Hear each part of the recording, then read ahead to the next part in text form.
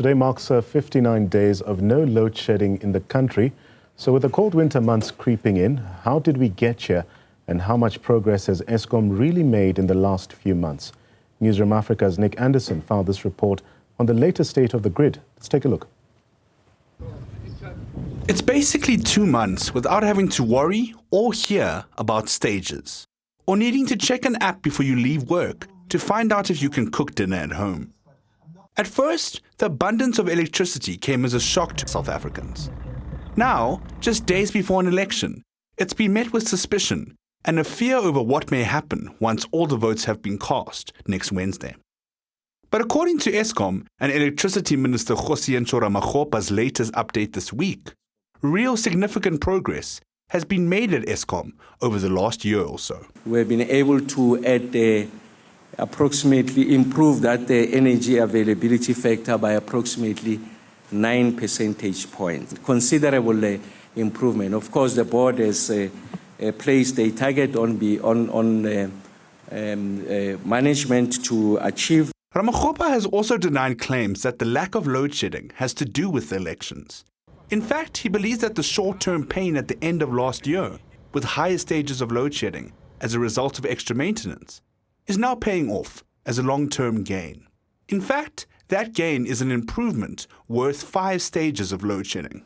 We moved from a situation where we're at about 15,000 megawatts. If you go to the baseline of May 2023, we're just shy of 18,000 megawatts. So you see that if you had to go to week number 7, we are sitting now at 11,110 megawatts.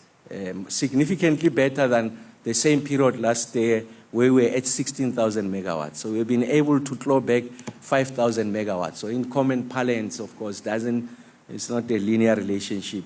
You're talking about 5 stages of load shedding.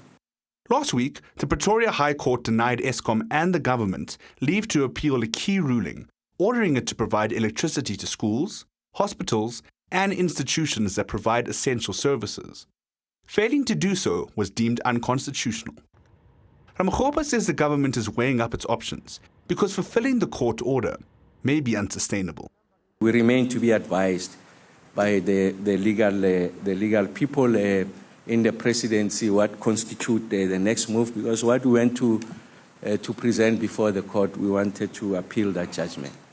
But what is not in doubt is the fact that there's a need for us to ensure that this identified critical public spaces or institution requires an uninterrupted power supply for them to be able to provide the kind of services that are envisaged in the Constitution. And we also don't deny the fact that the load shedding, it's a significant dent on the ability of those institutions to deliver on their constitutional mandate. So that's not in question. What we're trying to say is the manner in which we are expected to execute could be expensive, unsustainable. Government also says it's now requesting a bit more clarity from the courts as to what specifically the judgment meant. For Newzroom Afrika on Channel 405, I'm Andersen in Johannesburg.